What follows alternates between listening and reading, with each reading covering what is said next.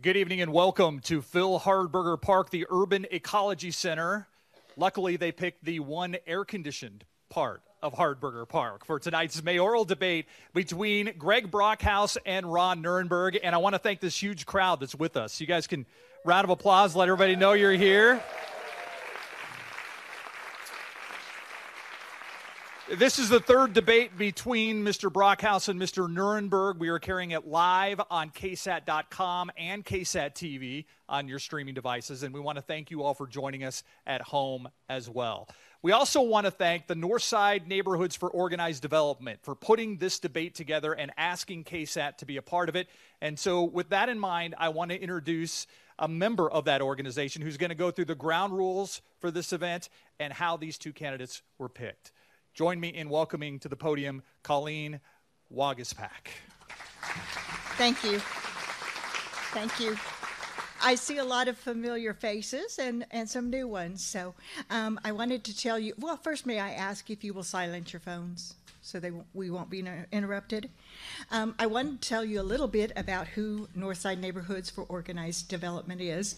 You might hear us go by the name NOD, N-N-O-D. Our mission is to enhance and protect the quality of life for neighborhoods and residents. We inform residents of issues affecting them, and we work with governmental entities and agencies and local businesses to represent neighborhood interests. We have several of our members are active on boards or commissions with the city. We actively support Phil Hardberger Park, the park system, and the Greenway Trail system. And we've successfully assisted member HOAs with planning and zoning issues and have successfully implemented deed restrictions on several properties that help protect the neighborhoods around the properties. We meet on the second Monday of each month at Phil Hardberger Park. We meet in the classroom. We unfortunately don't usually have this many attendees, but we meet at 7 p.m. So you're welcome to join us anytime. And if you will pick up a flyer over there, it has our contact information on it. So we welcome you. I also want to mention that these are just 2 of the 9 candidates for mayor. There are some very worthy candidates. In the interest of time, we were not able to accommodate everyone. If you think about, a few minutes opening, a few minutes closing and all, we would have only gotten in 2 questions, and we didn't feel that was meaningful enough. So we made the decision to narrow it down. However, on the table over there, if you have not already picked up one, is a flyer that lists all of the candidates, and if we could find their contact information, we put it on there for you. I encourage you to contact those campaigns and talk to them more. As a matter of fact, I think we have a couple of candidates here tonight, and I encourage you to stop and speak to them and maybe ask them their views on some of the questions that are asked tonight. Mr. Bert Ciccone is here. Will you raise your hand, Mr. Ciccone? Thank you. And Mr. Matt Pena.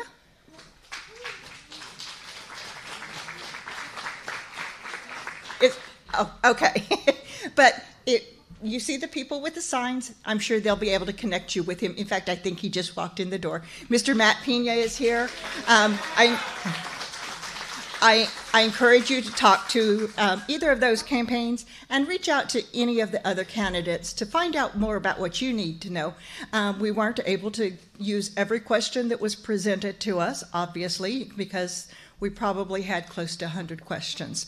So if your question is not presented tonight, I encourage you to contact all of the campaigns and get your answers directly from them.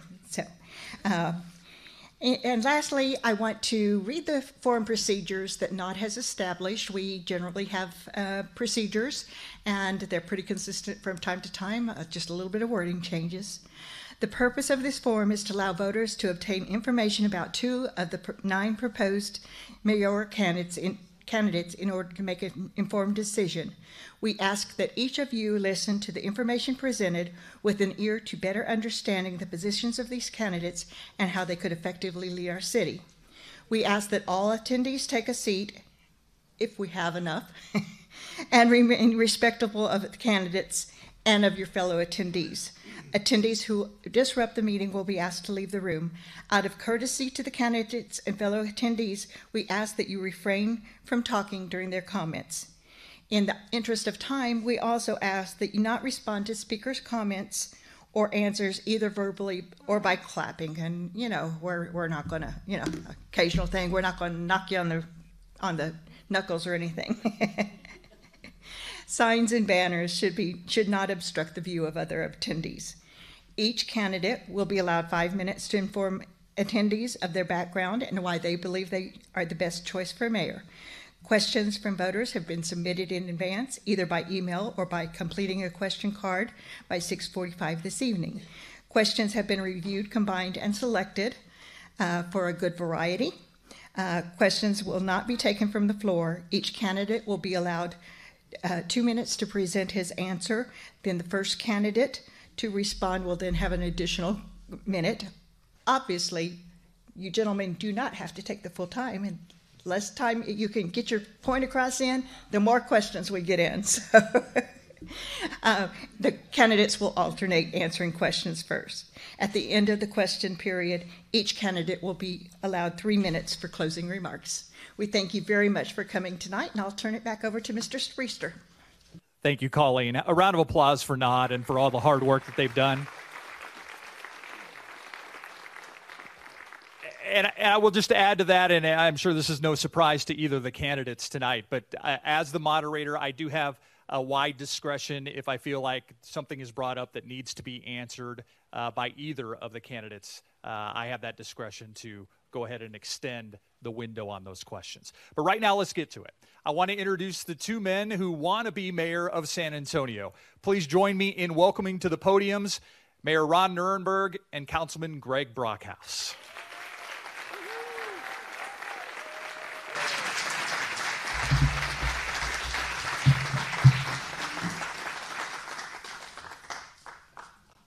And through an agreement, yes, these two do agree on some things, it was decided that Mayor Ron Nirenberg would go first with his 5-minute introduction, followed by Councilman Brockhouse's 5-minute introduction. Gentlemen, the floor is yours. Great. Well, thank you all for coming out tonight. And first, I was informed, Steve, that we need to say happy birthday, Steve Spriester.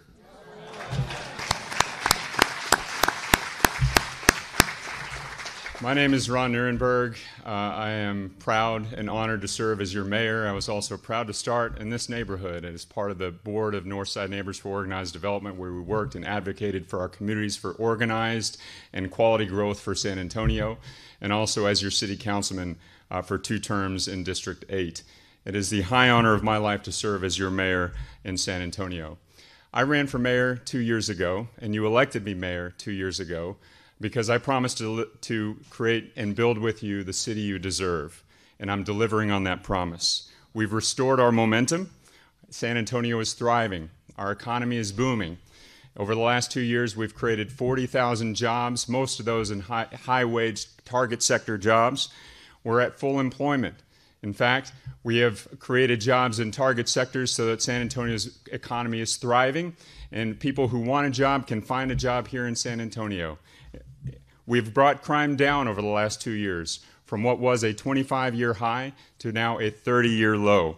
And the most important concern that you have that we've heard all throughout this community, traffic congestion. We've made great progress. So over the last 2 years, we've doubled our commitment to road maintenance, basic street maintenance. We've prioritized the projects in the most congested areas, and we've launched Connect SA, the most innovative transportation plan the city has ever seen. I'm proud of the great strides that we've made. I'm proud of the success of San Antonio, but all that momentum and success is at risk if we don't stay the course. In fact, that means taking care of the 1.5 million people who are here today, and it means planning for the 1 million more people who will be here over the next 20 years. And I hope you will see, and we will see, that we, in this community, I'm the only candidate on this stage who has been planning and who has had a track record of proven success in this community. And that is a strong vision for the future, and that's why what is needed to ensure that San Antonio remains successful over the long haul. I hope you'll agree that we need to continue to keep our economy booming. We need to continue to stay vigilant on crime, and we need to also ensure that we forge ahead with innovative transportation solutions for our most pressing traffic problems. So I'm asking for your vote to continue working hard every single day to make San Antonio the city you deserve. Thank you very much.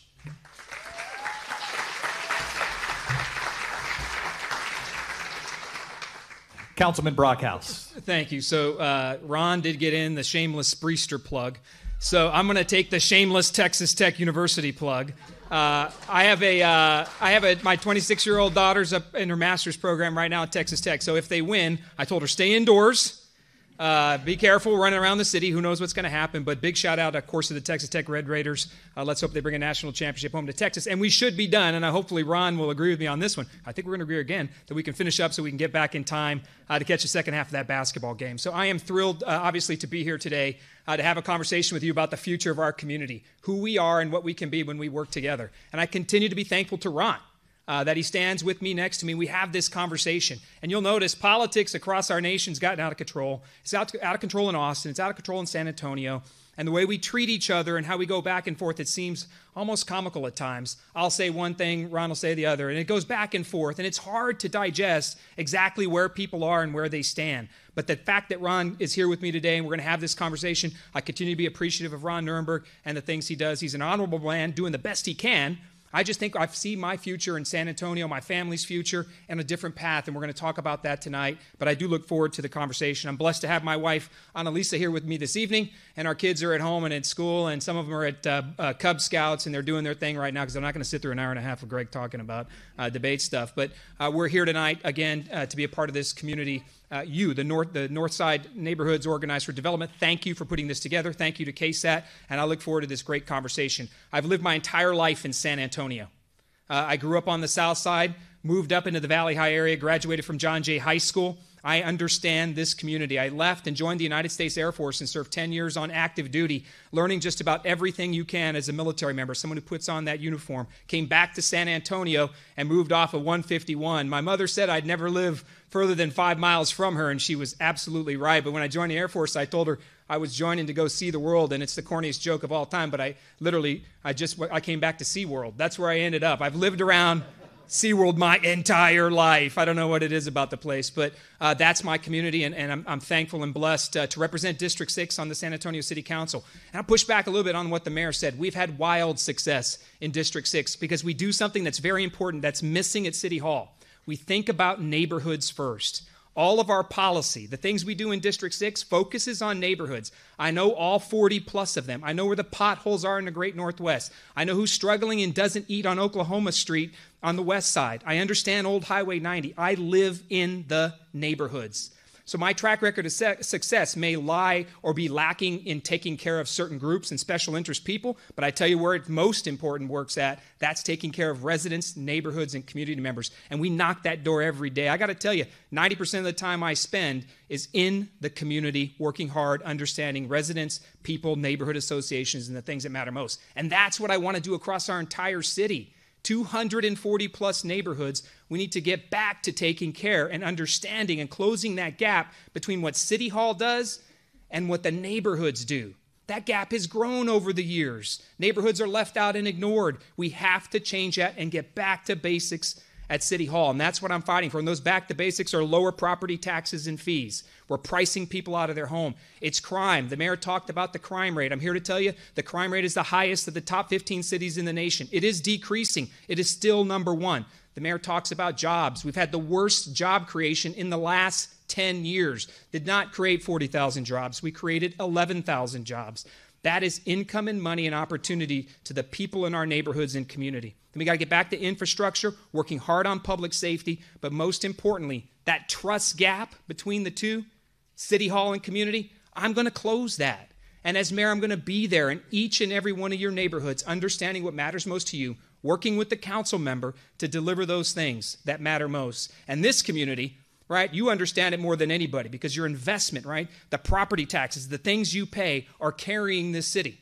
And we have to honor that, and we have to work hard for you just as much in Hunter's Stand as we do down on the west side. We've got to do everything that matters so that your voice is heard, and it's the top of the list. I'm here to fight for the 1.5 million people who are here now. The 1 million people are coming here, more power to them. But I got to take care of those who are here now and that's doing the job every day for you. I want to thank you for this. Ron, I continue to look forward to the opportunity to have a conversation, and let's get at it. Is there a rebuttal on the opening statement? No. Sorry, no rebuttal on opening statements, but I mean, something tells me we're going to get back into some of the things that you want to talk about. On just about every topic that was discussed. Yeah, sure, all thank right. you. Let's start, though. I will ask you the first question, and I'm going to ask you the same question. So this can either be a rebuttal or you can answer the question however you want to go. But Ron, I'll give you the first question, Mr. Mayor. You've been in public office. You've both been in public office. You both have accomplishments. Name one cornerstone of your record, one concrete thing you hang your hat on and say, this is why you should vote for me. Yeah, well, I think that when it comes to back to basics budgeting to ensure that the essential services of our city are taken care of, the proof is in the pudding. We are a city that balances based on equity, meaning that we put our city investments, our public investments, in the places that it's needed the most. And that means the neighborhoods that Councilman Brockhouse is saying are being left behind are finally getting addressed. And you're seeing that in the construction projects. If people are getting stopped in, it's because progress is happening. We have doubled the resources going into basic street maintenance and infrastructure for our community. We've dropped the crime rate. Councilman Brockhouse is talking about the highest violent crime rate in the cities in the country. That was true 2 years ago when I took office. We have since made the greatest turnaround in 2 years, and saying otherwise is an affront to the truth, and it's an insult to the men and women who are on the front lines wearing the uniform who should be credited with that work. So we want to make sure that we have a city that takes care of the basics. That city is here today. It's because of strong leadership that I brought to the mayor's office. And Councilman Brockhouse may want to dance around and say that we should be embarrassed for that success. But I'm here to tell you that that success and progress is because people are taking ownership of the real issues in our community today. And that starts with leadership from the top. And the other thing is, we are taking care of the 1.5 million citizens who are here in our community today. But to ignore the 1 million that are coming over the next 20 years is to ensure that all 2.5 million of those people are not taken care of and that we are not prepared for the future. That's leadership that I'm providing. That's something I've demonstrated throughout my career, and that's something that is void in the office of Councilman Brockhouse. Well, Councilman Brockhouse. As you could tell, Ron gets angry when you disagree with him. I get angry when you lie. Hold on a second here. Nobody's lying, Ron. Hold on, Ron. You really need to dial it down a notch. What I'm trying to say is, and I'm not in the mix cutting you off, sir. I sat there and listened to you. The least you could do is the same for me. The crime rate stats are from 2018. It wasn't from 2 years ago. That's verifiable. You can look it up. It's 100%. You can Google it and find out. So that is solid. The other thing you need to think about here is, just because I disagree with Ron and his programs and what he's trying to accomplish doesn't mean he's void of leadership or any accomplishment. I just consider our community going down a different path, period. So I'm not going to sit here and push back on everything he says, because at some point we have to talk about the ideas and what things look like going forward in the future. All right? Our accomplishment. The number one thing I'm most proud of is I don't stop fighting for neighborhoods, period. When we got elected, you know what I'm most proud of? We continued block walking. We didn't disappear from neighborhoods when we got elected and just come back when it was vote or election time. We kept doing what we call block walks. In fact, we got kind of comical with it. We called them Brock walks because we wanted to continue going into the neighborhoods. We did 73 of them over our 2-year term. We knocked on doors, voter, non-voter, anybody that we can speak to find out what mattered most neighborhood by neighborhood. So Ron doesn't understand what's happening in District 6 because he doesn't come to District 6. And that's okay. He's busy.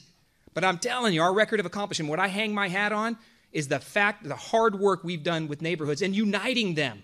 The District 6 neighborhoods are together, and they work hard, and they work strong together. That level of accomplishment permeates everything. You know where the co-compliance issues are. You understand where the crime issues are, where the mailbox theft pieces are. You know that because you're in the neighborhoods, and that's the type of mayor I'm going to be. Again, we can disagree about the facts all day long, and we'll go back and forth on it. Like I said, night and day, we're going to have this conversation. Ron's path, I just think, is wrong, and that failed leadership is hurting all of us. The image we're sending across the nation is one that we've got to be concerned about with recent decisions and choices, and it's because of a lack of inclusion and not working with neighborhoods. Mayor Nirenberg. I do hope people Google the facts, because you will see that in 2018, the crime rate dropped by 18%. In 2017, the crime rate dropped by 17%. This has been the greatest turnaround. In fact, our crime rate is declining at 2 times the national average. And that credit is to the law enforcement, men and women in uniform, and the community working together. Those are the facts, and that is the truth. Let's move on to the next question, because you talked about the future. Councilman Brockhouse, I want to see what your vision is for the future.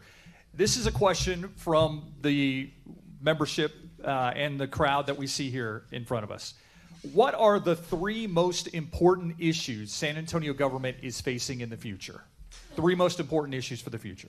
Well, I think the number one is the trust gap. And I think if elected mayor, and I'm blessed to get the job, I've got to close that. Like I talked about at the beginning, the gap between neighborhoods and City Hall is as wide as it's ever been. The things that are cared about at City Hall aren't the things that are cared about in neighborhoods. And the votes change, right? Those issues change at City Hall almost every week.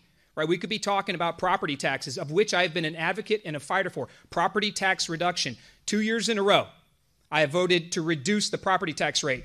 Ron Nirenberg has voted against that. He is not in favor of property tax relief. 2 years in a row, we fought for a city homestead exemption because we don't have one in the state. Ron Nirenberg was against it. Property tax relief and fee reduction is huge, and it's huge across all residents and community members. It doesn't matter if you're living on the south side or if you're living up here. It doesn't make a difference. The rate of your property taxes are increasing. And by the way, you just received your bills, so I understand that. I know you're feeling it as well. So property taxes and fee reduction. Then we have to go after crime. What the mayor's leaving out is I am endorsed by the police officers. You're not endorsed by the police officers. You're endorsed by the union political hacks. Okay, Ron, please allow me to finish. I am endorsed by the San Antonio police officers. That team, the whole family of police officers endorses me because I understand we're short over 180 police officers and have consistently been. And I understand that the crime rate is an issue. And it depends. It's different for every neighborhood. While here it may be mailbox theft in Districts 8 and 9, it could be something completely different. It could be murders on the east side. It could be murders in District 6. We've had them. It could be car thefts, vehicle burglaries, all these things. Crime is different depending on which neighborhood you go to. We've got to be smart about it. We cannot have a reduced officer count. The mayor has voted against the police contract, so he is not a supporter of law enforcement. He stood on that.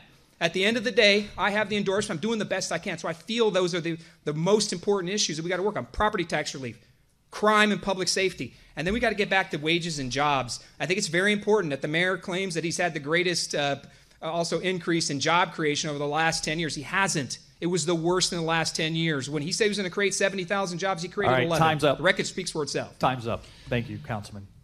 Mayor? So there's a lot in there I want to address. So you asked the question, what are our top 3 issues? I think we need to continue with our economy. We need to continue to grow and create jobs for our community as it continues to grow.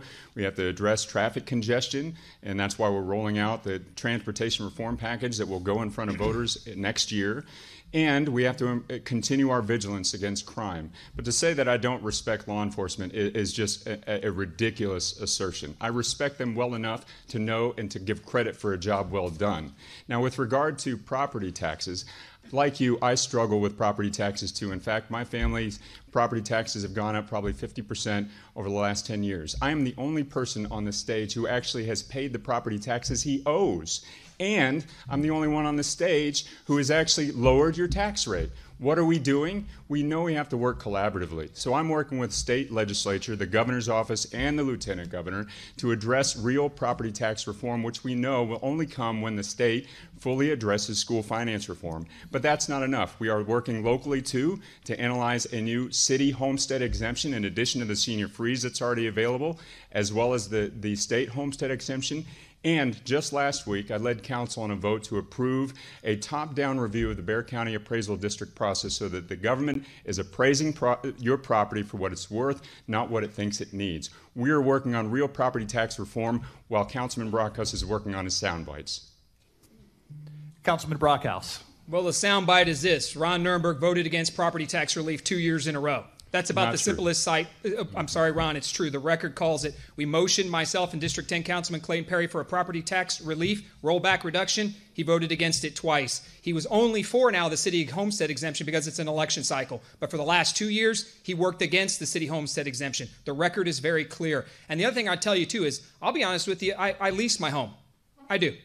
And I guess apparently to Ron, That is not good enough. I'm not a taxpayer because I lease my home. Well, if you're a renter or a leaser in this city, you better be careful if Ron Nirenberg's the mayor of San Antonio. But this I'll tell you, we did it because I wanted to be near the hospital where my wife was closest to. So we found the home that made sense, and we stayed there. We ended up loving the neighborhood. And I've lived in the District 6 community literally 25 years. We just found a house we were happy with in the school area we wanted to be in, and we stuck it out. So I love the community I'm in, and that's where I stay where I'm at. But it's not about who pays property tax, who doesn't.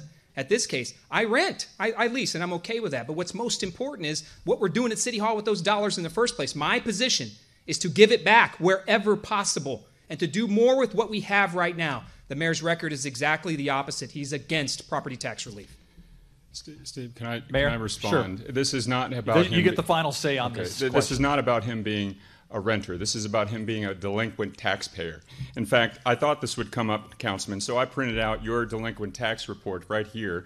Today, it has a date. You owe property taxes to the Bexar County Appraisal District. So if you'd like to take a look at it, I can give it to you now. False. It is a fact, Councilman. It has nothing to do with rental. No, it's not. Everyone is taking care of their fair share except for Councilman Brockhouse. Oh, my God. All right, this is where I'm going to take the wide I can berth leave it right here if and, anybody wants to see it. How do you answer that assertion? Again, if you rent, whether you're a business owner or a landowner, homeowner, if you rent your home, you don't pay the property taxes. So I don't pay property taxes directly to the city. It is through the landowner, the homeowner, so the property owner. So when you lease, that's how it works. Ron is attempting to do something. I don't know what he's doing. I mean, he wants to gimmick it up. I guess I could have brought the crime stats here and held it in front of him to try to do something. But the bottom line is I don't own my home. I lease it. And if that's an affront to you, Ron, I'm sorry. But I'm going to continue to do the best I can. And I rent, period. So you can really use the logic on that one. If I rent, the taxes are paid by the homeowner. All right, let's move on. Next question is for you, Mr. Mayor. Sure. This comes from KSAT viewers who submitted these to our SAQ question. Richard wants to know, what are your plans to bring high-tech jobs to SA and move us away from service industry jobs? Well, we're doing that right now, and thank you for that question. I think it's a critically important one, and what you've seen over the last 2 years, actually over the last decade really, is that San Antonio's economy is diversified because we've gotten strategic about how we go about job creation and workforce development. It starts with workforce development, and we're about to roll out a program to ensure that every Bexar County child in San Antonio that's educated in Bexar County High School has the opportunity, regardless of their circumstances, for college education or high skills training. That will ensure that our workforce to pipeline is strong, and it is strong in tech. Meanwhile, we're also working with our small business community in ensuring that they have an opportunity to grow, particularly in these targeted sectors.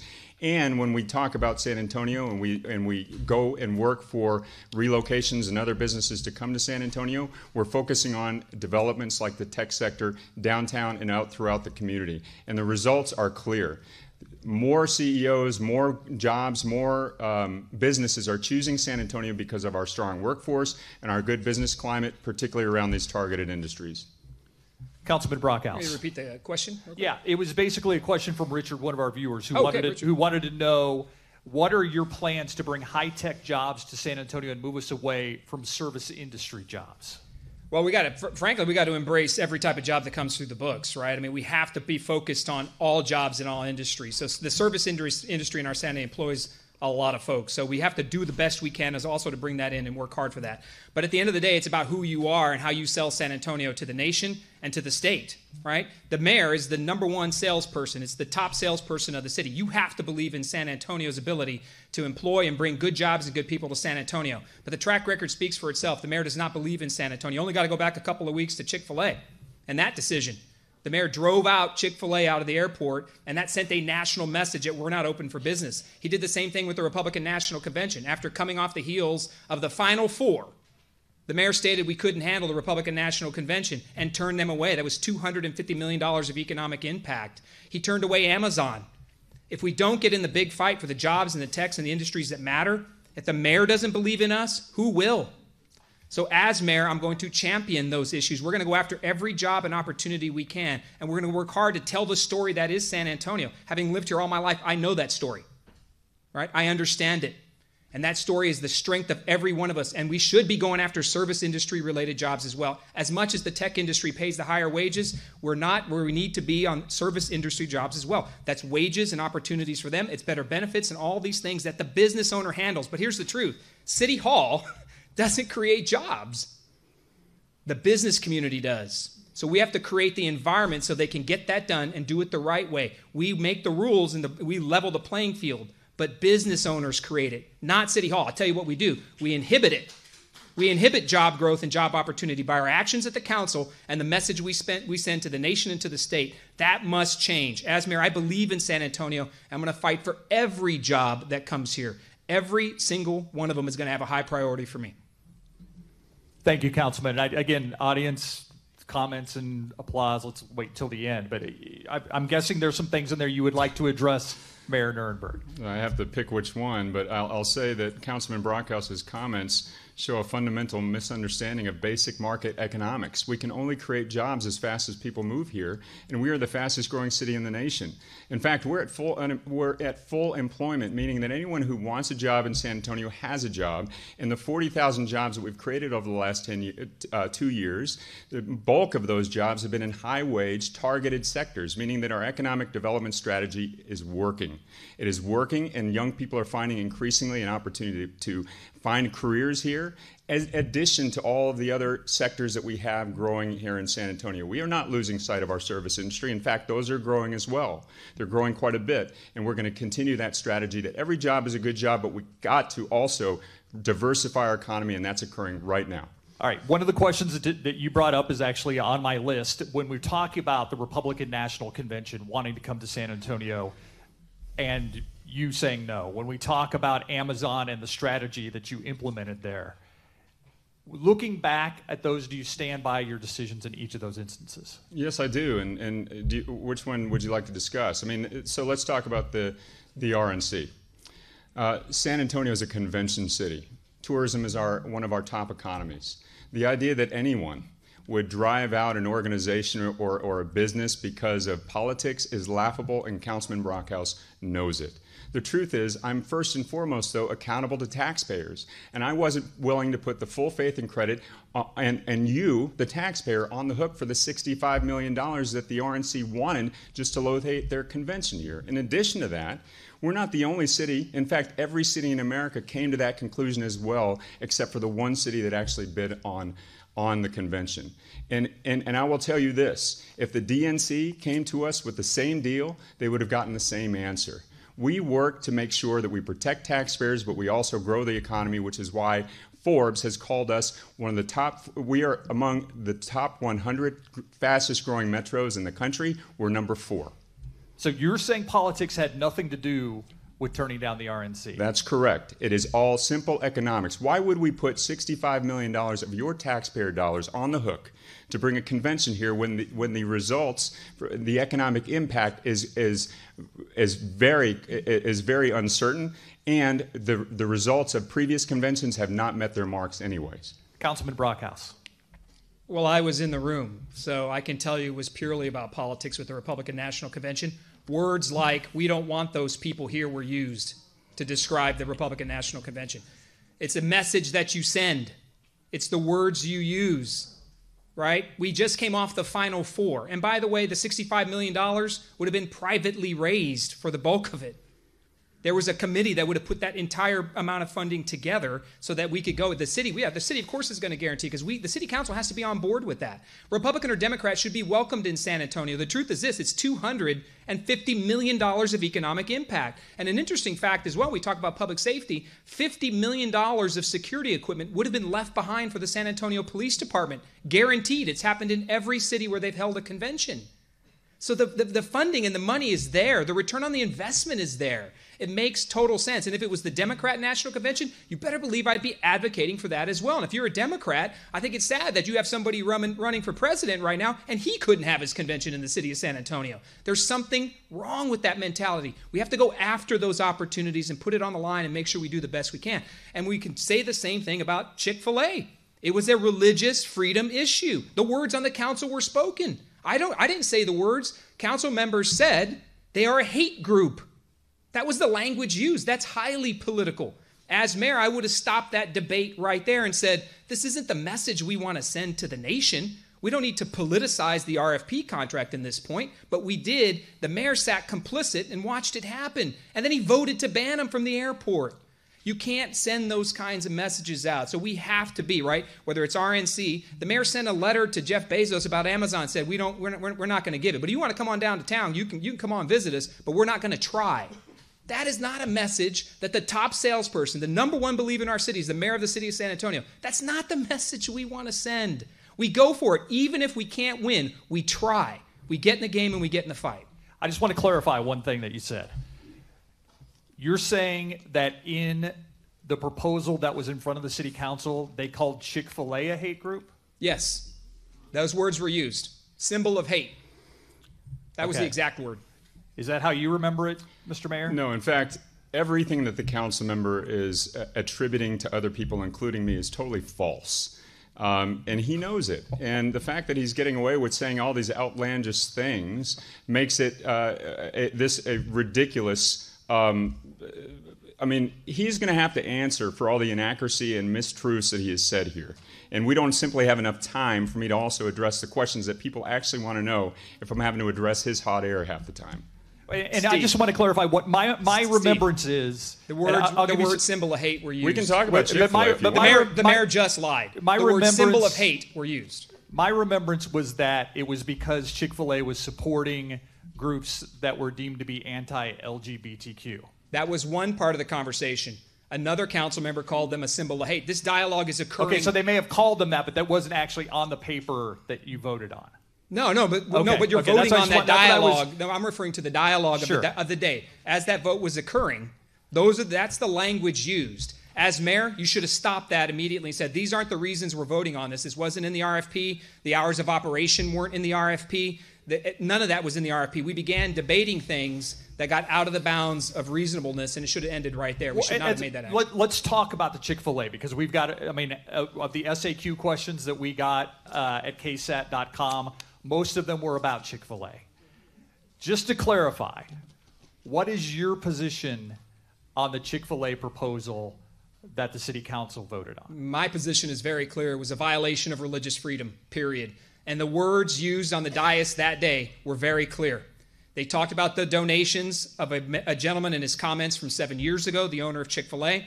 It was brought into the dais as an anti-LGBT, anti-NDO organization. That is absolutely false. Chick-fil-A adheres to the non-discrimination ordinance. They donate based on their religious beliefs. That is as clean as it has ever been, night and day. I want to be very clear. There was nothing. The mayor's going to tell you it was about economics and it was about being closed on Sunday. The contract and the RFP, the request for proposal, had nothing to do with hours of operation. Being closed on Sunday was already vetted by the city attorney's office. It was not a problem, and they were included. So it comes down to, right, a value and a morality-based decision that somebody put into the RFP at the last minute. The mayor's scrambling to get an answer for it, so he's living on the edges with this. Well, it's because it's because we're going to lose profitability. I'm here to tell you, Chick-fil-A does more business in 6 days than any of those restaurants do in 7. They do it because they close on Sunday, and that also helps out. But you know what? We should honor the fact they close on Sundays. That's an honorable thing to do.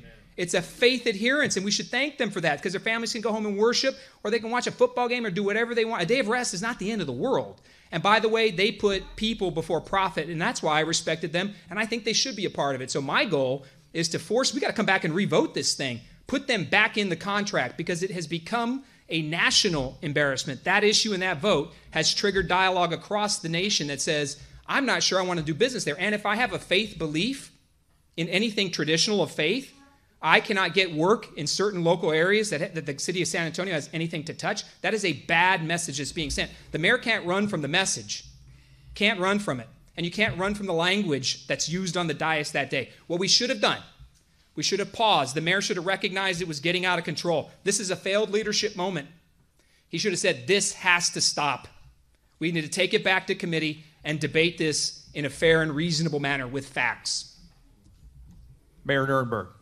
Well, Chick-fil-A wasn't in the original RFP when it was scored in the first place. And I know that Councilman Brockhouse would love to spend the next all evening talking about Chick-fil-A so he doesn't have to defend his personal or political record. But here's the truth. I'm glad we have the opportunity to explain why we voted the way we did. The truth of the matter is I don't care about, in fact, I applaud Chick-fil-A for their faith-based business model, and I do not concern myself with who they donate to. But the truth of the matter is this was a contract 4 years in the making. I wasn't willing to scuttle it for political purposes as some had wanted us to do. 1.5 million people walk through our airport on a Sunday. That's 15% of our traveling public. What I want to do is make sure when they walk through, in the scarce retail space that there is, that they walk in with a full array of options, not a darkened food court. And in a contract that's emphasizing local, that has Smoke Shack, local coffee, luxury, it even has a Spurs store, I want to make sure that we emphasize local as much as possible. And the truth of the matter is, no matter how this vote turned out, it was going to be controversial. If it went the other way, there'd be another part of our community that had equal anguish about the results of the vote. So at the end of the day, we have to make sure that we do what's right for the airport, for the customers it serves, as well as for the city in general, and that's why I voted the way I did. Thank you. Let's talk about we have another question from the audience here, and it has to do with the Northside Neighborhoods for Organized Development. They support neighborhood issues like neighborhood crime, traffic congestion, code compliance, property taxes, planning and zoning issues, air and water quality. How would you address those issues? I mean, there's a lot of things. You can pick and choose from those issues if you'd like, Councilman, but how would you address those issues? Obviously, traffic congestion in San Antonio, especially in this part of San Antonio, is an issue. Well, you got to think, too, about the resources and the dollars that are flying around at City Hall. Got to put them to the issues that matter most. So back to what I do as a council person, right? I go right back to my track record in District 6.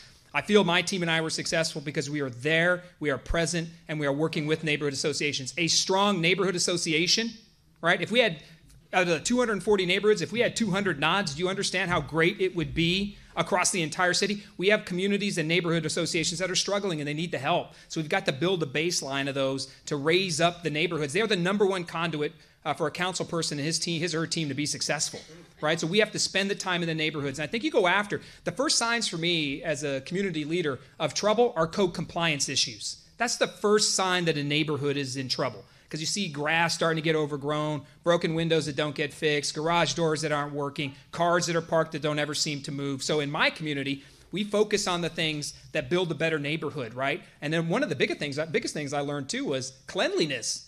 The illegal dumping and the things that are getting thrown out on our streets and neighborhoods. Over the span of 2018, we picked up 222 tons of trash on site. We measured it and kept track of it for a whole year. 220 tons of trash in our neighborhoods. Just picking them up time to time.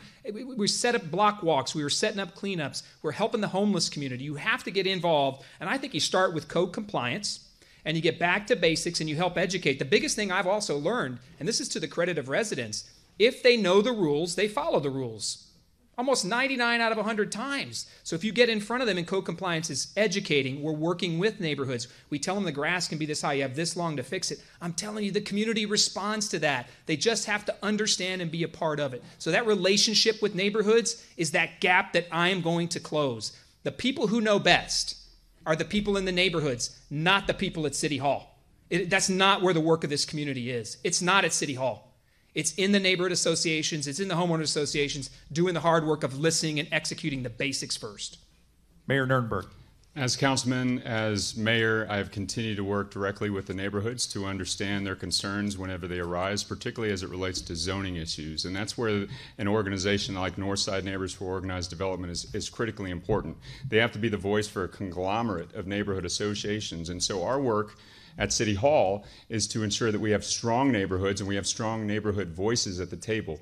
That makes sure that is making sure that zoning and planning meetings are accessible. They occur when people can actually attend them. That also means that city council offices need to have a direct connect to the neighborhoods and a constant source of feedback for the concerns that are going on. Code compliance is an issue, environmental sustainability is an issue, crime and public safety is an issue, which is why we've also focused on San Antonio Safe, the San Antonio Fear-Free Environment, the public safety officers that are working directly with the neighborhoods.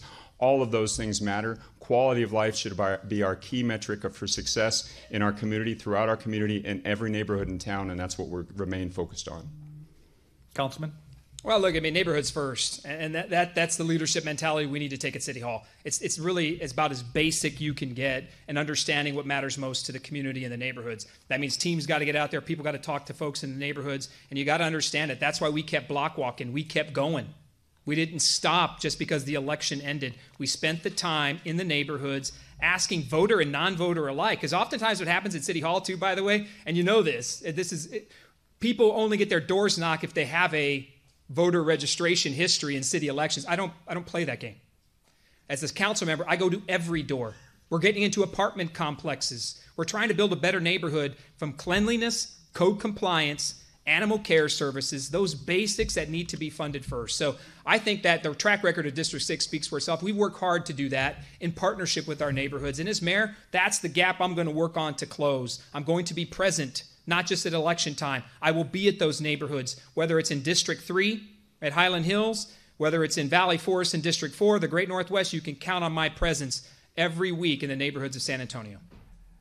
Mayor Nirenberg, next question comes from our KSAT viewers.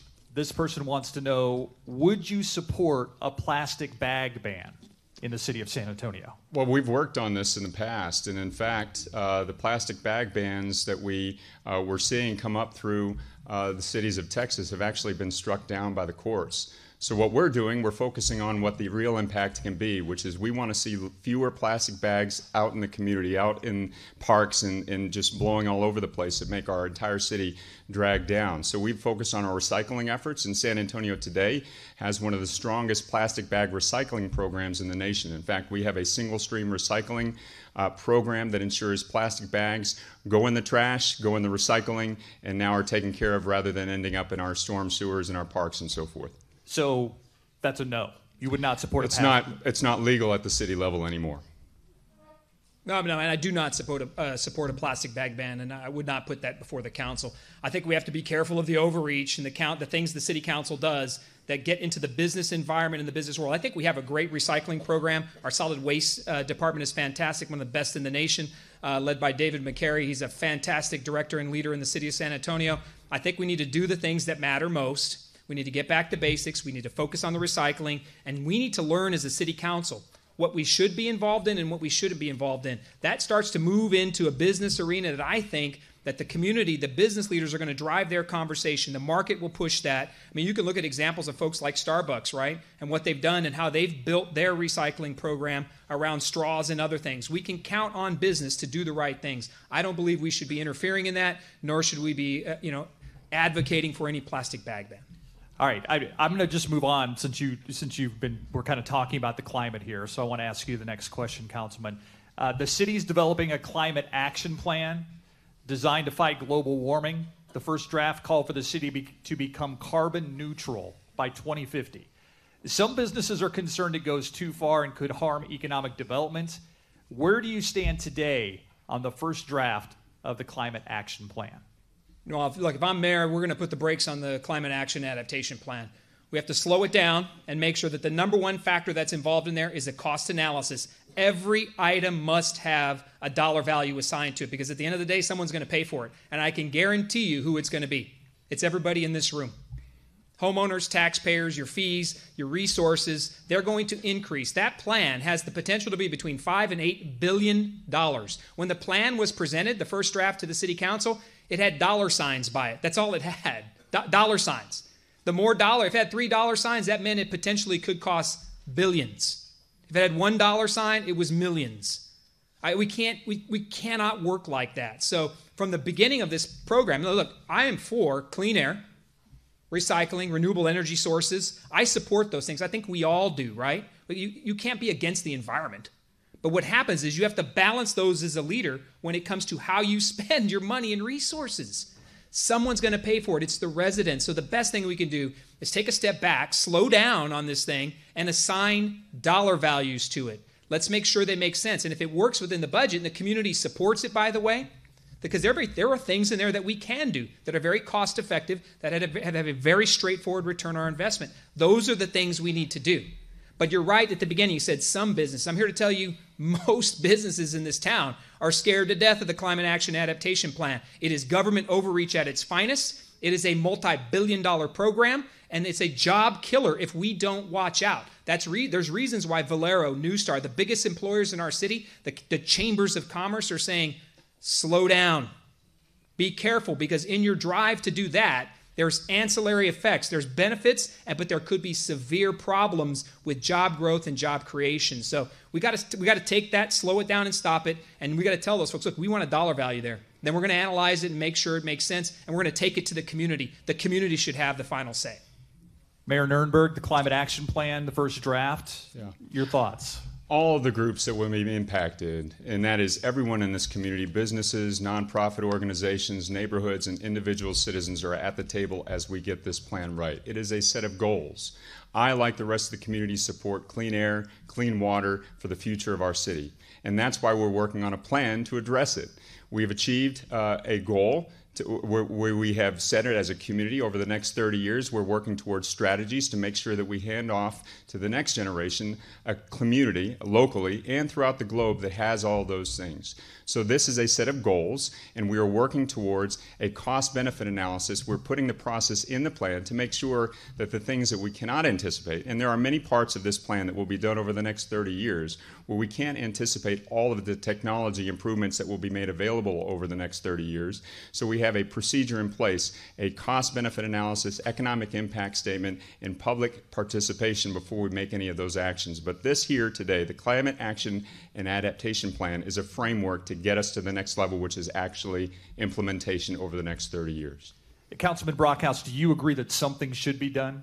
Yes, I agree. We cannot turn our back on, for instance, even the ozone levels. We have worked with Alamo Area Council of Governments, ACOG, the City Council, our city climate team. They're all working together to chart the best path forward. But the biggest concern every one of us has to have is how much it costs. I mean, at the end of the day, this isn't City Hall's money.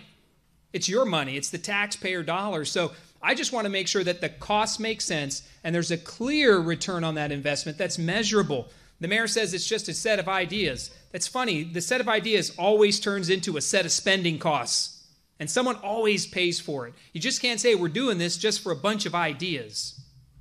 We're doing it because we're going to implement things in our policy and in our programs, and it could be something as simple as the cars you drive, the material you use to build your house, right? The light bulbs you use. You don't know where this is going to end, but it can begin with clear cost conversation. That's the most honest thing you can do, right? Is say, look, this is what it is, San Antonio.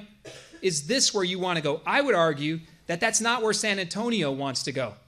We want to take care of these items, but we want to do them in a reasonable, fiscally responsible manner. Time's up. Mr. Mayor? We all share those concerns. That's why we're doing it thoughtfully. We're doing it with everyone at the table, and we're doing it with a broad understanding of what the cost-benefit analysis will be as we move forward. We will not be able to implement our strategies without thoughtful planning, and that's where we are today, and that's why we're including the entire community in the dialogue. All right. Next question, since we're talking about some of this fits into the Climate Action Plan, when you talk about multimodal transportation in the city of San Antonio. An initial plan has been put out there that includes bike lanes, some studies on self-driving cars, and accelerated routes for some of the via buses that are out there. How do you accelerate, pardon the pun, the multimodal transportation idea in San Antonio? Well, we take it to the community. We ask for voter approval. It is a citizen-driven plan, and by next year will be voter approved. And it will have the priorities in spending, the priorities to make sure that this plan will be implemented. What we need to do is recognize the fact that if we continue to do the same things over and over again on transportation, that is not a solution. It's very clear. If we do that, your traffic commute time over the next 20 years will be up 75%. We're adding about 105 vehicles to area roadways every single day. We need a multimodal approach, which is exactly what Connect SA is, and we're getting public feedback and review of that plan right now. It will feature our street network, improvements of our streets to improve areas of congestion, our pedestrian, our sidewalk network, as well as safer bike routes, as well as improved bus routes, which we have already shown. If we improve bus routes, we have a marked effect, improvement on traffic congestion, and ultimately bringing mass transit to San Antonio. And so all of that is happening right now, and it will be brought to voters for approval next year. Councilman Brockhouse, your plan for accelerating the multimodal transportation idea. My plan starts at the basics, and that's working with VIA. VIA actually has half the funding of every big city in the state. They do more with less. In fact, they have billions less, VIA does. The city council, of which I approved as well, I voted in favor of awarding them another $10 million every year to work on capacity building, right, to help them build, to bring more traffic and quicker response time. So instead of waiting 20 minutes on a bus, you're waiting 10 or 12, right? The shorter the wait time, the more likely people are to use public transportation. So I think we invest in VIA. I believe they have the right answers when it comes to transportation. So we go and we invest in VIA and we work that full cent. We get them the funding they need to be effective. So VIA first. And then there's this capacity conversation. I sit on the Alamo area MPO. And we have a lot of conversations about the millions of dollars that are going around capacity building. And you live it every day, whether it's on Hardy Oak or Gold Canyon, wherever you're trying to get from anywhere from Northwest Military 1604 or I-10 1604 up to Gold Canyon, it's lights out. We have to build more roads. People are moving into these areas. So we have to work in conjunction with folks like the Alamo area MPO, the state of Texas, to build the capacity for this neighborhood and this community to move around. It is very difficult. And I don't know. Anecdotally, we knock these doors. We walk these neighborhoods. Nobody's happy with traffic congestion. And it's not getting any better. It's getting worse. So we have to make those investments. And we've moved forward with it a little bit on VIA, but I think we've got to capitalize on that. From a multimodal conversation, we have to move it to. We see success with bike lanes. We've seen some success with scooters, and then it went south. So we can learn the good things, and we can also learn the things that aren't working. But at the basic root of it, it's VIA, and it's building more roads, especially for communities out here, starting in Sonterra and all these neighborhoods, that your commute time is increasing. That is trouble no matter how you spell it. I want to get you out of the car and home as quickly as possible. That means we need to make the investment. Mayor Nirenberg.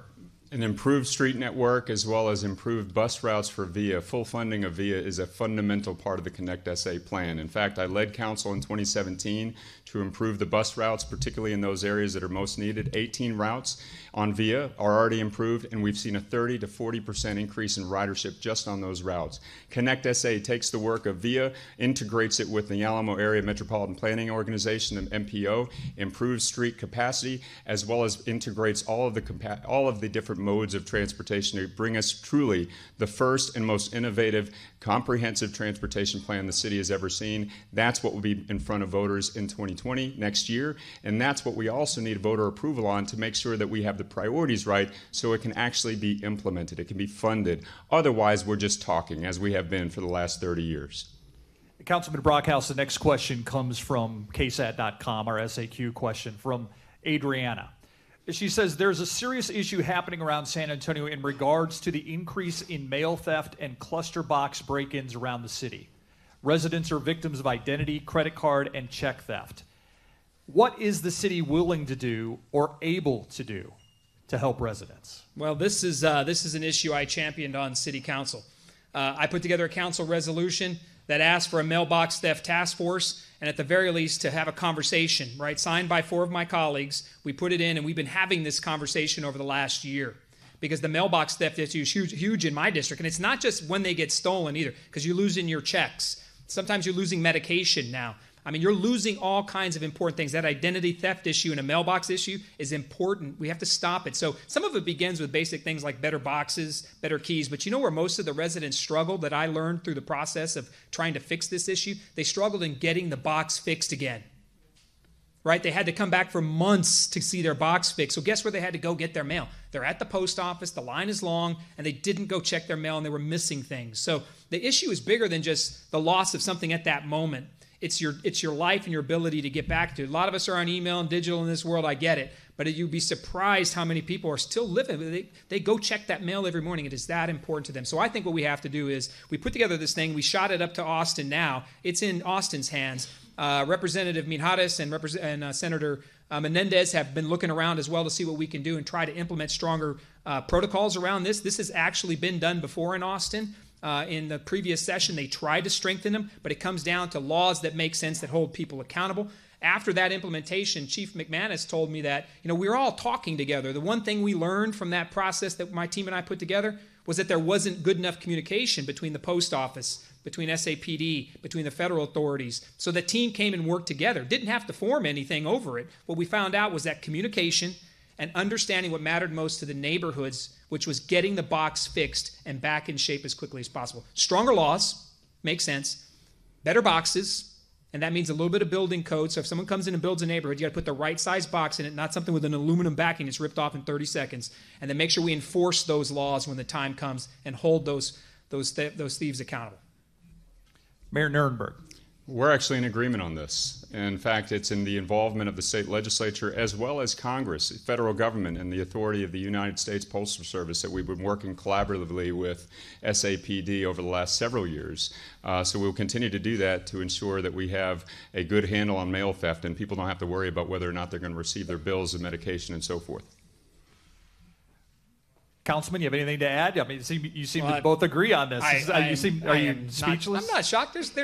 I'm not shocked at all. Look, the point is that oftentimes at City Hall, what we get caught up in is the 5 to 7 things we disagree on. And the truth is, we all have got the best work we're doing for neighborhoods. We see the different path, and this one Ron and I converge on. And he's right. He's right just as much as I'm right. Right. The focus is on the resident. Let's get the box back in shape as quickly as possible. Get you your mail, medicines, your paychecks, whatever it is that's coming to you. Let's protect you. And that's something that I think all 11 of us on City Council would completely wholeheartedly agree on. Next question is from the audience. Mayor, what are your plans for the future of the airport? Well, it's a great question, and it's something we're working actively on. The big question has always been, where should the airport of the future be? And I thought way back that it should be right where it's at today. Wouldn't it be a strategic competitive advantage for us, the 7th largest city in the United States, to have an international airport right in the heart of our city, 15 minutes away from any business, residential, or visitor destination you would like to go to? That's our airport today. The truth of the matter is the airport is a trailing indicator of the success of our economy. And our economy is booming. And so what has that resulted in? A 50% increase over the last 22 months or so of new market activity, new nonstop, new direct connections. So our airport is beginning to thrive. And what that means is we're about to get to capacity where we're going to actually need to plan for the future of infrastructure at the airport. So I worked collaboratively with the military community, the business community, aviation experts to assemble a plan for that, and it's rolling out here in the spring. It's taken some time to get all the data together, but they will show a path forward, a master plan for the new San Antonio International Airport right where it's at today. What we have to do is ensure that we build our airfield capacity, and that includes a second independent runway so that both runways can be used as our new air traffic grows. And we also, 20 and 30 years out, are going to have to build new terminal capacity. The truth of the matter is, everyone was shocked when new aviation director Russ Handy told the City Council several years ago that we are not landlocked. That broke one of the biggest myths in town, that we couldn't grow that airport. The truth is, we can and we will. Councilman Brockhouse. Well, I sit on the Transportation Committee, and we've been vetting back and forth a new airport plan. And an additional runway in the location is going to be the future. At least that's where it was when we discussed it a few months back. I would tell you, though, there was concern on the council, on that committee. And the concern was, what are we doing? Is this really the highest and best possibility for the airport? And another council member, to his credit, actually said we need to be also looking at a regional airport to make sure that that's not the final path. The funding is a huge mountain to climb. There's a lot of federal issues that come with that. There's a lot of federal funding dollars. But the regional airport issue was still brought up because people have concerns about the size of that. The secondary runway was part of the master plan, and I think we saw the positives in that as well. At the end of the day, it's about flights and direct routes. San Antonio always lags in that, and it has been a problem. And we see that coming up and down. Sometimes we have direct connectors. Sometimes we lose some here or there. Flights are in and out. But I think we've been doing overall well. We've been incrementally getting better at the airport, and that's the General Russ Handy's leadership. But I think we need to take it to the next level. We cannot get involved in the airport without understanding that it's about direct connectors. And we have to fight for that. That is a federal issue. Did he just give you a stop sign? No, he gave me a 1 minute sign. Sorry. I just saw the stop sign behind him, so... It's all good. Okay. All right. Go ahead. Sorry. My apologies. Broke my flow right there. Yeah. Sorry. My big question was, do you support the airport at its current location? That's what I was going to ask you. You know, I like the master plan. Interested in the cost for it and putting that second runway in. More interested in what that looks like 25 to 35 years from now, 40 years from now. So that's why I'm not giving up on a regional airport yet, and we have to consider that. I think you have to think big on this one. This is a massive message we're going to send, and with where Austin's at and with where we're at, we lose that battle almost daily to Austin when it comes to direct flights and opportunities. So we got to get better at that one. I think it's going to take a lot of work. So when you say regional airport, you're talking about something that would be between San Antonio and Austin. Yes. Kind or of like a larger, or we're going to DFW. expand it out. That is a $1 billion project. So you have to be very careful that makes sense in the growth pattern in the future of San Antonio. I don't think we toss it out and we end it, but I think we have to have that conversation right now. Does the second airport fulfill us for the next 25, the second runway for the next 25 years? And so far the answer looks like yes. But the task force has done a good job with that and brought it back to us so that we can make a good recommendation to the full council. So I'm looking forward to that conversation. I apologize for breaking your flow. It's okay. I was like... Mayor Nirenberg, the idea of a regional airport has been put out there before. It's been discussed. In Austin, a lot of people. I mean, I confess, I have driven to Austin to fly out of Austin before because they had nonstop flights and the flights were often cheaper. Yeah, and that is the exact question that this committee of experts, aviation experts, military, and business, answered. And then, frankly, I would trust their answer based on data more than I would trust politicians who have liked to wax poetic about this over the last 30 years. The truth is, from an efficiency standpoint and from an FAA authorization standpoint, we have to remain at this airport. And when it comes to cost benefit, the dollars it will take, which are mostly federal dollars, to expand the current airport pales in comparison on what we would waste, the billions, 10, 15 billion, on a brand new airport regionally that is not going to get traffic anyways because there's two of the largest hubs in North America right within 150, 200 miles of us. I want to ask a personality question. First to you, Councilman Brockhouse. Name a former San Antonio mayor that you would pattern yourself after, or you do pattern yourself after, that you feel you most closely resemble in your leadership style and your vision. Boy, that a Spreester question, or was that an online? That's a Spreester question. You know what? You got to take. It's really taken a little bit of the good from a bunch of them. I don't think I would single out any one in particular. I would think that during Henry Cisneros' term, the city grew in leaps and bounds, and I think that leadership, that neighborhood. I actually worked for Secretary Cisneros' wife on the city council as a council aide. And when the secretary would come out to the neighborhoods and he'd walk a neighborhood, boy, everybody was coming out of that house. He understood what it meant to be a community-first leader. And he was in those neighborhoods, in those communities, and they loved him for it. I mean, so I would want to pattern myself after that. And then I think you come in, you could pick a little bit from Phil Hardberger as well, right? His ability to unite the council and move a goal. I mean, that's admirable as well. May not always agreed with the policies or the politics of what he done, but you know what he did? He united that council, and he pushed people forward on an issue, and he got a lot done in 4 years. I think Ivy Taylor had a lot of great things about what she was doing as well, and I liked her focus on faith and community. And I appreciated that. So the way she guided herself from her heart as a family person, I really loved the way she kept faith at the forefront of who she was. So I think it's a pick and choose of each person that you can sit back. But those are the three that jump out at me. And then I add in Mayor Howard Peak for what his visionary work on our greenways, the trail systems, and all these things that he saw going forward.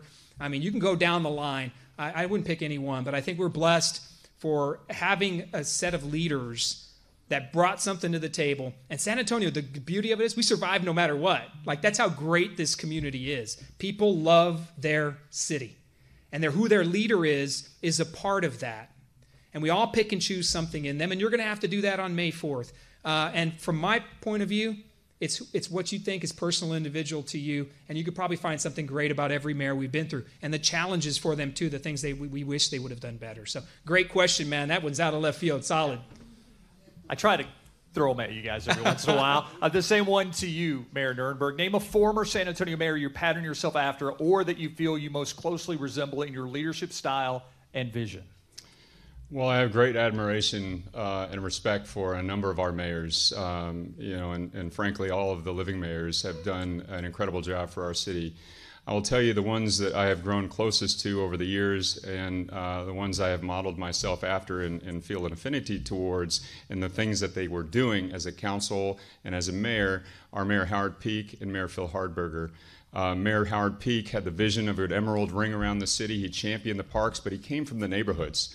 I was a neighborhood association president. I served at Northside Neighbors for Organized Development. Howard Peak's focus was on ensuring communities, our neighborhoods were well represented and were protected and were championed at City Hall. That's what I have done my entire career. But my hero, one of my heroes in public life and my mentor and friend is Mayor Phil Hardberger. He continues to do great work. We see it here in the facility that we're in. He continues to do important work for our community, and I'm proud of the job that he's done, and I'm proud to be his friend. Next question to you, Mayor. This comes from the Northside Neighborhoods for Organized Development. Next year will be 2020. What are your plans to implement the goals set out by the community that started with SA 2020 and later SA Tomorrow? Well, it's very clear. I was very involved as a concerned citizen and as a neighborhood leader during SA 2020.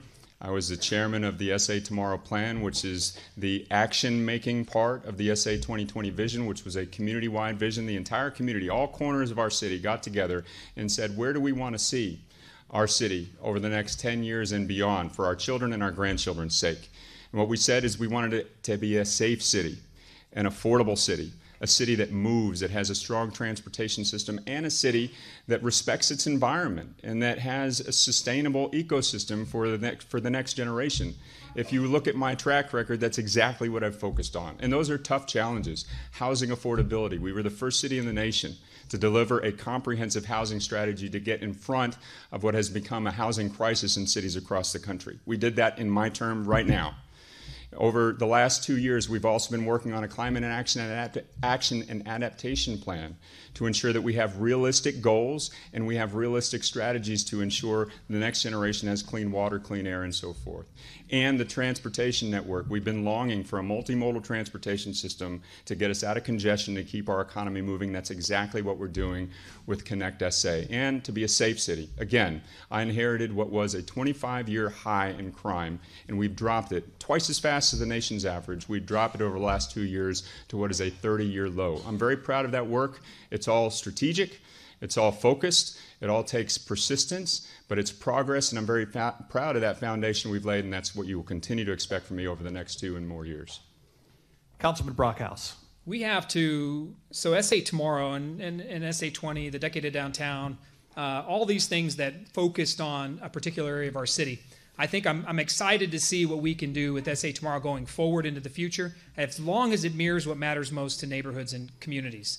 I deal with it in the West Side Regional Center over in District 6. And one of the things people are most concerned about, which is with all the planning, the zoning opportunities, the things we're trying to do, is they don't want to lose their identity of their community. That is what I hear every meeting I go to. Everybody wants some piece of development. They want it for their neighborhood and community. And I tell you, over the last 2 years, 4 years, 6 years, 8 years, a lot of that development and opportunity and growth has been centered in one particular portion of town. That's usually downtown, and it doesn't spread out to other areas of the city. There's a lot of forgotten communities in San Antonio, and I have them in District 6. While we're separated by Loop 410, we've got an inside portion in the west side in the Edgewood School District that I worry for them. You stopping me again? It wasn't a rebuttal. That was a... I'm sorry. I was like, man, did 2 minutes go that fast?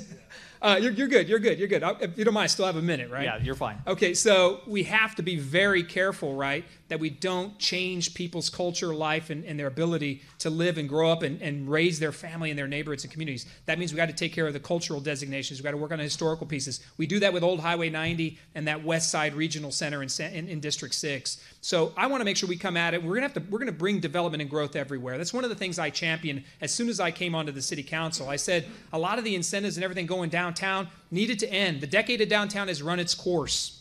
It's time we take those incentives and opportunities and push them out to the neighborhoods. I authored a council consideration request. 4 of my colleagues signed it to push those opportunities, incentives out to the neighborhoods. And we're building a 300 plus and partnering with a great developer to build a $300+ million development in District 6 on Potranco Road. It's going to be an amazing game changer opportunity. So we have to bring all that opportunity out. I think SA Tomorrow lays a groundwork and a blueprint for that. I think the city staff has been phenomenal on the outreach. Got to give them credit where credit's due, but we have to make sure it mirrors the neighborhoods, it doesn't change who we are culturally, and it works that nobody gets displaced, and people get to call their homes for the rest of their lives, and they can pass them on to generations and families after that. All right, I'm going to move on to one final question before you give your closing statements here, and it's for you, Councilman Brockhouse, and then for you, Mayor Nirenberg. This is, again, from the audience, taking the final 2 questions from the audience because I want them to, be like me. This is from the audience. What is your plan regarding public safety, i.e. police and fire? Well, you know, I'm endorsed by both the police officers and the firefighters. And I consider public safety job one of any elected official. Whether you're the President of the United States, Governor of Texas, Lieutenant Governor, Mayor of San Antonio, it doesn't make a difference. Job one is securing neighborhoods for families to grow, live, and prosper, period. I think we have to focus on a couple of things. One is restoring trust between police officers and firefighters in City Hall that was broken over years of animosity and lawsuits. We have to fix it. The police officers found their contract and got it done. Frankly, the firefighters need to continue negotiating, working hard to get their contract done as well. But at the end of the day, when I look at that, I see a broken trust. For instance, the city of San Antonio sued them for 4 straight years, spent $2 million in legal fees, only to lose all the way up to the Texas Supreme Court. City lost 5 times. So their legal strategy didn't work. And in doing that, it broke trust between the police officers, firefighters, and City Hall. We have to restore that. And I think we do it in a way that manages and honors their service while protecting taxpayer resources. That we have to do. We've got a great team negotiating it, and our city attorney and that staff is after that, and they're going to do that right now with the firefighters. But I think we have to go back and talk about the simple things like staffing, right? We can't be 180 police officers short, right? That number has hovered over there far back as when we canceled cadet classes in 2013. And we can't just say, well, we've hired all these cadets, and these cadets are going to come in, because there's 2 things that are usually left out. A cadet's not on the street by themselves for a year. So we may have classes coming. Those classes have attrition. And by the way, they're not on the street by themselves for a long period of time. So we're short officers. And by the way, every month, officers are retiring. So there's this math that goes into it that always leaves us short. And they're short because it's tough to be a police officer anywhere in the nation right now. So we have to make sure the compensation model makes sense and take care of them and restore that trust. Staffing, and then back to basics on the safe unit, the fear-friendly environment. We've got to go back into making sure that they have the resources, right? The safe units, the community policers are in the neighborhoods doing the things that matter most to community and bringing the law enforcement straight to the doorstep. Thank you, Councilman. Mayor Nirenberg? We need to continue to keep up the good work. We need to continue to build on our success. We have to stay firm on our foundation. And you've seen that in the work that we've been doing. The numbers that Councilman Brockhouse is giving about police officer vacancies is just simply not true. Over the last 2 years, we have introduced new cadet classes to bring our what was a vacancy problem down to 3 at the end of the spring with this new police officer cadet class. But we have to stay vigilant on crime, and most importantly, we have to focus on the epidemic level of domestic violence in this city. That's where we need to make headway, because that is driving some serious crime in our community. Want to move to closing statements now. And before we do that, I want to thank Bill Thomas, who has the thankless job of timekeeper right here. He volunteered for this, so I don't think he knew what he was in for. So a round of applause for Bill, please.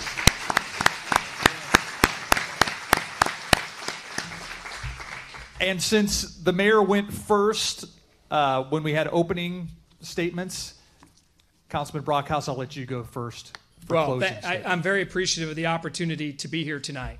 And look, like I said at the beginning, it's a back and forth, and sometimes it's night and day, and people are going to do their best they can to win a vote. And that's understandable. That's politics. It's unfortunate that it's gotten to where it is in our nation, but at the end of the day, we put the plan forward, and we think this is what's best for San Antonio, and you voted. I mean, that's all. The best scoreboard you could possibly have is the vote on May 4th. And at 7:01, if it's Ron or me, I'm fine either way. The truth of the matter is I'm a winner either way. Right? I either get to serve the city as the mayor, or I get to go home to my family, my wife and kids, and I'll be just as blessed for that as well. I'm out to change San Antonio, sure, only to make sure we're listening to the neighborhoods. I'm out to change City Hall. I don't think that they listen to the things that matter most to residents and community members. That's why property taxes are getting higher. They never change or lower. Crime's out of control. In some areas of our city, it's really dangerous to live and raise your family. It cannot be that way. And we got to staff that department. The infrastructure needs, right? If you think about your community right here, you pay the most taxes in the city.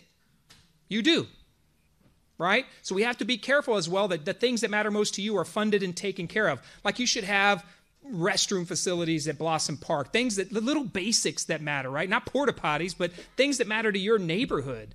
You got to build those things, the basic things that matter in neighborhoods, the congestion issues on Hardy Oak and Gold Canyon. We got to answer the things. And it's different for every district. But the only way you know that is to go out there and be there. And not when it's just election time either. You can't just show up because now you want to vote. You got to be there knocking the doors every day. And look, Ron and I disagree. But I want everybody in San Antonio to know this. And he'll never say this about me, but this is a good man. He's doing the best he can. And I don't know why he gets upset at everything that comes through just because I disagree with him. But the truth is he's doing the best he can. He's trying. I just see a different path for it. And I think we can do better going back to the neighborhoods. I've lived here my entire life. I know every corner of this city, and I'm prepared to lead it because I believe in it. And that's where we need to go. Ron, I continue to be thankful that you do stand here with me and we have the conversation. And you and I will shake hands. We'll go back to work on Wednesday and Thursday, and we'll be doing the best we can for San Antonio.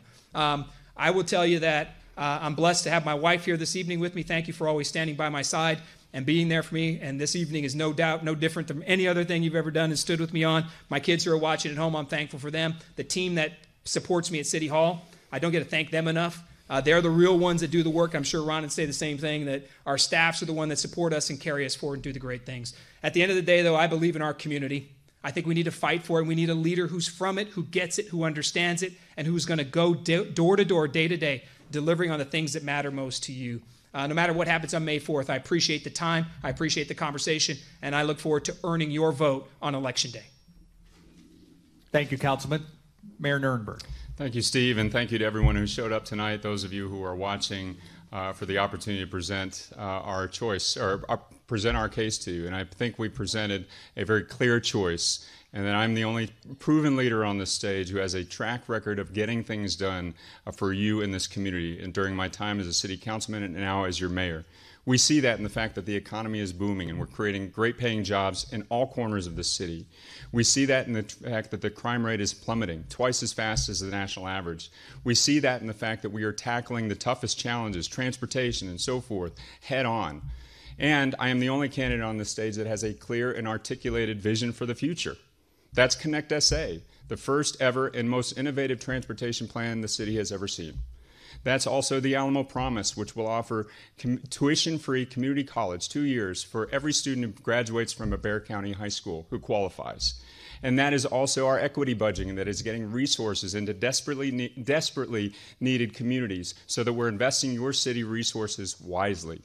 That's the choice here tonight. And I'm so glad to have the opportunity to talk with you. Our city has a $2.5 billion budget. We have 13,000 employees. We have 1.5 million citizens who require and who depend on our community to work together to deliver essential services and quality of life. And so what is needed is thoughtful leadership, considerate, careful leadership, and visionary approaches to challenging issues. And that's what I offer, and that's why I'm asking for your vote. And I hope you'll agree. We need to continue to keep our economy growing with great paying jobs in targeted industries. We need to continue to stay vigilant on crime, and we need to continue to work together to forge ahead on innovative transportation solutions for our traffic problems. That's why I'm asking for your vote. I'm proud to serve you, and I hope to continue to serve you as your mayor and continue working hard every single day to create the city you deserve. Thank you. A round of applause for both candidates tonight. And before we let you guys go, Colleen from Northside Neighborhoods for Organized Development wanted to say a few things. Thanks to both of you gentlemen. We appreciate you coming tonight and presenting your opinions on these issues. Please bear with us for just 2 more minutes. I wanted to recognize there is another candidate here. He probably got tied up in the traffic at Northwest Military and Wurzbach. But Mr. Carlos Castanuela, I'm sorry if I butchered your name, is here. Once again, we have 9 and Antonio candidates. Tony Diaz also Yes. here. So thank you for being here. I'm sorry, Mr. Diaz. I'm sorry. I do apologize. Once again, take a few minutes and speak to these people. If you see someone who is supporting Mr. Diaz or Mr. Pena, I think his supporters are here, or take a minute to speak to Mr. Castanuela and get their view on a few things. We do have to be out of here by 9, but that I did want to bring that up. Also, we have organization, a nonprofit organization called Mi Ciudad es Mi Casa, and I hope I didn't butcher that. Founded by Rich Acosta, he trains realtors to help individuals protest their property taxes. This is a free service. They'll do it throughout the city. So if you have a question on that, Mr. Rich Acosta is over here. I also want to thank the Parks Department, Mr. Grant Ellis and Kelsey Scherschel. I'm sorry if I messed up your name, but they are both here, and the staff at the park really jumped through hoops. They had an event here today, and that same event is going to be the next morning, and the room was set up totally differently. So they really jumped through hoops to get this set up for us. As our population grows, I hope that we recognize the need to ensure that all residents have easy access to parks and recreational activities. So keep that in mind next time there's a bond coming up and all, because it is important to our quality of life. Thank y'all for coming tonight. And I want to give my appreciation to I appreciate both of these candidates being here and all that Colleen has done, but I appreciate this audience being here as well and being so cooperative. So a round of applause for the many issues we got to. That's going to wrap it up for our live stream. For all of you at home, thank you for taking part in this participation and sending in your questions. And remember to vote on May 4th. Thank you.